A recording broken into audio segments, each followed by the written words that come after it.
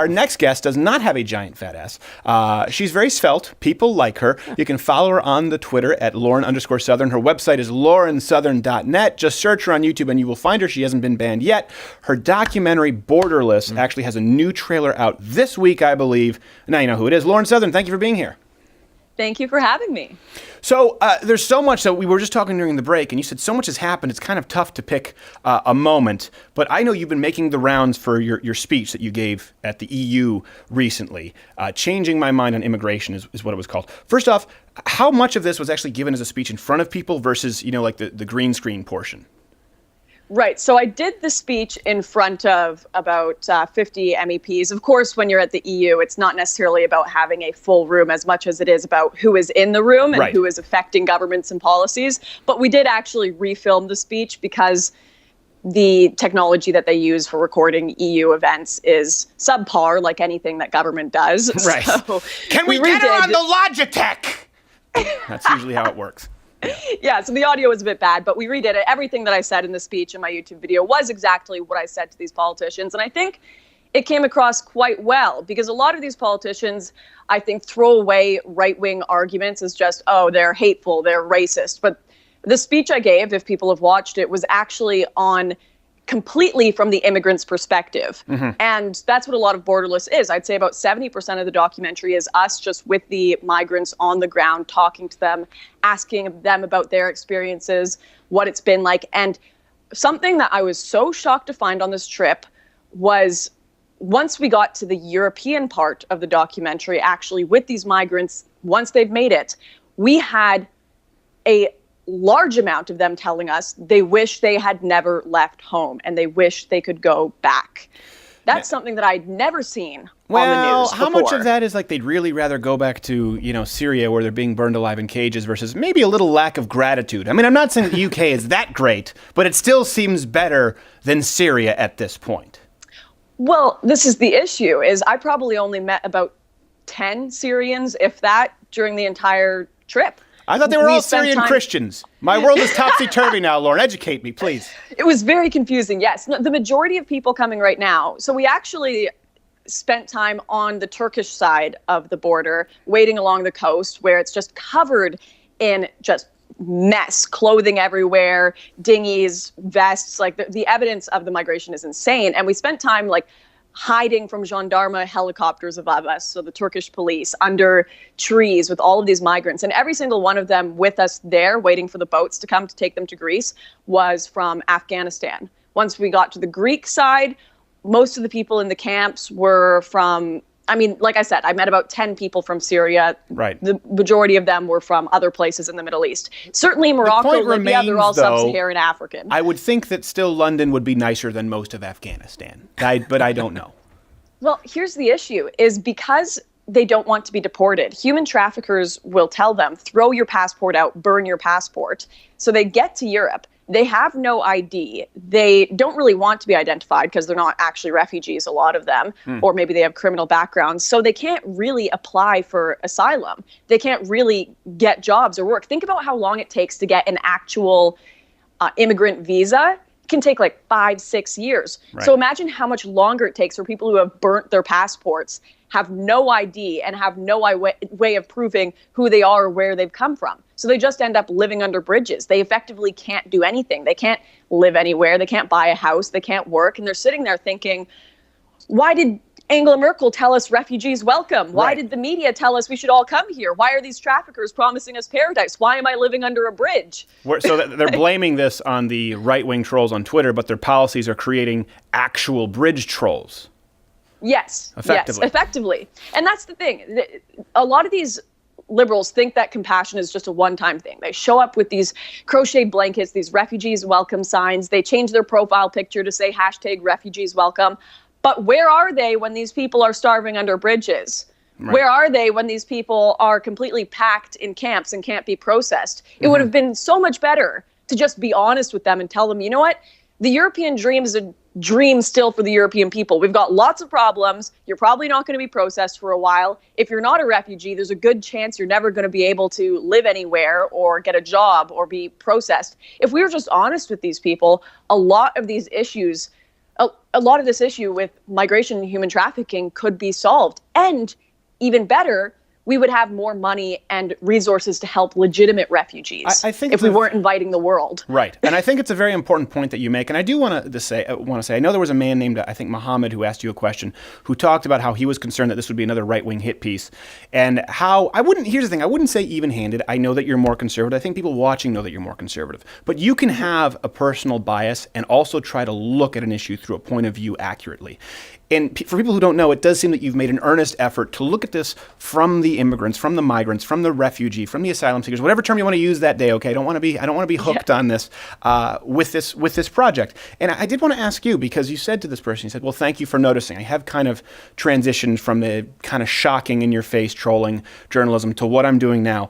I will say this: I've noticed that, and I'm impressed by it. Why? What was the catalyst for that? Well, I think that there was a place for the shocking conversations, just saying like feminism is cancer, just to get yourselves out there, because there was no real right-wing conversation going on before the Trump era for the anti-feminist stuff, for the anti-socialism stuff. And we kind of needed to just bring ourselves into the conversation at all, because we had been completely excommunicated from the media, excommunicated from classroom discussions. And we just said, well, let's shock them. Let's shock them to get ourselves into the conversation. Now we've kind of got a foot in the door in popular culture. Young people are watching conservative media more and more. You've got PewDiePie, H3H3, all of these big names finally talking about how insane the left has become. So there was a place for it then. But I think that the shock stuff has had the effect that it is going to have and convinced as many people as it's going to convince. And now we need to get back to some serious, hard evidence, statistics, long form stuff. I do think everyone has a different place. There's always going to be a place for that shock stuff. I still enjoy it. I still enjoy watching when people do it. But there's definitely an opening or vacuum for people to make documentaries and longer form conservative discussion. Because if we just get into the troll style stuff, right, then it's conservatism and right-wing ideology for young people isn't going to be taken too seriously. And there are people yearning for more than that. Right. I think that's a good point. Now, I guess my question is why did you, since you say there's a place for both, and I agree with you, why did you feel personally led to moving on to kind of this chapter? Because it is different, and it's obviously, I do think it's productive, and I agree with you, there's a place for both, but you've decided that for yourself, this is what you want to do. Is there a specific reason that you said, for me, this is my priority now?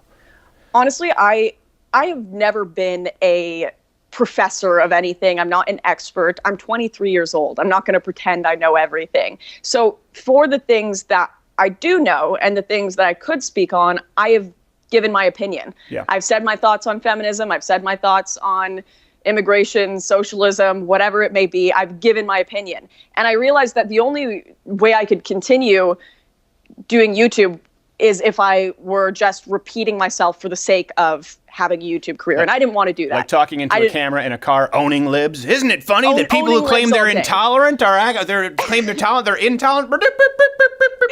Did you know free speech is good, right? Like I've said it, I've made my point. And if I want to actually do something that I feel is contributing and I don't feel like I'm just doing for the sake of having a career, because this was never, when I started, this was never about making a career out of this. I wasn't getting paid to make videos initially. It wasn't a job for me. Right. I just actually believed in it. Mm-hmm. So if I wanted to still do something that I believed in, well, I was going to have to dive a little deeper and go on the ground. And because I'm not an expert, the thing that I can offer is I can go on the ground, and I'm crazy enough to go and actually see these things for myself and bring back some of the footage. But you're a little more mature. You're a little more mature now, in that you bring security with you. Remember last time I spoke with you, you said, Lauren, don't do this without serious security. Because at one point we had some conversations. You're like, no, I'll be fine. I'm like, no, listen. It's cute when you're young. Once I became a husband, I realized, like, no, I'm not going to do this and just run the risk. And we don't want to see you get hurt. But I really appreciate you saying that, because what you're basically talking about doing here, correct me if I'm wrong, is learning with the audience and learning hopefully accurately and earnestly. Now, picture this. You've never done any of this, never done any of the fundraising, never worked for any other company, never worked a real job in your life. Obviously, you've done all those things. But picture if you hadn't, and you're a congresswoman, that's Cortez. Cortez was in that phase where she thought she knew everything, and she now runs a portion of our government. That's what's scary. So I hope people tear a page from your book. And you know what? That's a stressful thing personally as well. Like, I guarantee Cortez wakes up and is aware of that at times. Because if you keep up a facade of knowing everything and pretending you know everything and you don't, that is personally and mentally just really, really difficult because you'll never actually live up to that standard. So I wonder if Cortez wakes up in the morning thinking, damn, I have to put on this mask and keep this act up. Right. She's like, I can't make enough sex on the beaches. My bartending school didn't help me at all. I don't know how to balance a budget unless it's a lime wedge in someone's navel cavity. Let me ask you this. You say we'd have more resources. Going back to borderless, there's a transition. You say we'd have more resources to fix this problem. Do you offer a solution, or do you have some ideas as to how we could solve the problem? Because I know everyone thinks they're compassionate, but like you said, once the dust settles, those compassionate people, and we're all compassionate, but I mean the compassionate leftists, disappear. How do you think we could handle this in a way that would be even-handed or effective or best use of funds?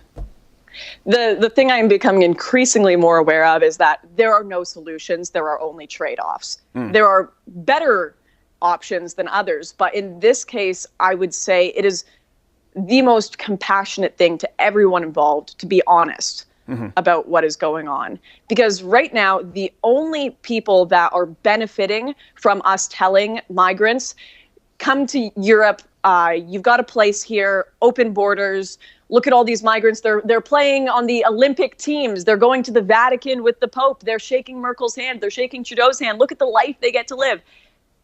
And then that's not reality. The only people who benefit from that are human traffickers who, like, I hope people realize. How big of an industry is that, by the way? I know you've talked about this. Yeah. So when we were in Morocco, we spoke to people about how much it costs. It costs about 2,000 euros, 1,000 to 2,000 euros to cross the small areas to the Greek islands. And then from Morocco, it's 2,000 to 5,000 euros. And they're shoving like 50 people on one of these boats.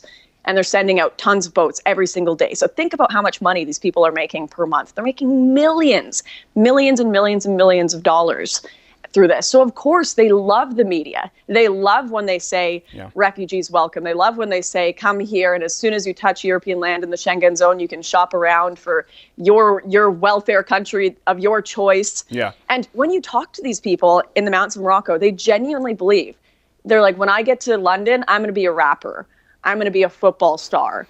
I'm going to be this, that, and the other. They actually believe Europeans live in a paradise, or people in the Western world live in a paradise, because that's what they see on the internet. Right. They don't, and of course the traffickers are going to tell them that as well. They aren't told the truth. So how do you think we get them the truth? Because like you said, a lot of them, they're burning their passports, their identification, because these traffickers are telling them so. How do we reach those people before the traffickers? How do you think people can most effectively cut that off at the pass? Well, one big issue is you've got these NGOs that are out patrolling the waters and picking up these people and bringing them into Europe. So that's their first indication that, of course, we're welcome. Europeans have sent out boats to come and pick us up and bring us into Europe. Right. Of course they want us there. And then, of course, once those NGOs let them go into Europe, they're completely on their own and they have nowhere to be. And of course, they're going to become criminals and do horrible things because they have no identity, no job, nothing to do. So if we shut down these NGOs, you will see the biggest route into Europe used to be the Libyan. The biggest one has been the Greece route, but Libya to Italy was one of the largest ones as well. Now it's almost completely shut down. The first 2 months of this year, only 50 people have come from Libya to Italy because the Italians shut down their ports to these non-government organization ships picking people up. Of course, the drownings have also completely stopped from Libya to Italy because people are no longer taking a reckless journey when they know they're not going to be welcome. Yeah. So you've stopped people from drowning. You've stopped people from living under bridges. You've stopped you've stopped a giant human trafficking ring that are genuinely also enslaving people and using people as mules for drugs and weapons into Europe. So I'd say if you shut down a lot of these NGO boats and the incentives to come. That's a good start. And I would imagine that there are several other solutions and trade-offs at least offered in the film Borderless. People can see that trailer on your YouTube channel this week. You know, it's not all too dissimilar for what's happening here in the southern border in the United States. I don't know if you watched the State of the Union address, but when President Trump mentioned the sex trafficking, all the women who were wearing white for women's rights, you know, Cortez, said that she was sitting until she looked and everyone was standing up clapping like, I guess I don't hate Donald Trump that much. I'll get up but won't clap for being anti-sex trafficking. I'm sitting there going, you're wearing white for women's rights. We should all be on board with if nothing else, if you're even the biggest libertarian on the planet where you think heroin should be legal, great. You still probably have to be against sex trafficking against one's will, because it's not even willing prostitution. And Cortez, and I don't know who else wearing white. They would look like it was the Bee Gees album. They didn't stand up. All right, Lauren, where's the best place for people to find you and see more info on this documentary? Everything will be posted on my Twitter at Lauren_Southern, and there will be a new trailer up this week, so stay tuned there. All right, trailer, not a teaser. That means it's more substantive. No, this one is a proper trailer. It's got some meat to it. This is a proper trailer, and LaurenSouthern.net. Hopefully Jack Dorsey doesn't ban you. Lauren, thank you so much for being here. Music is loud.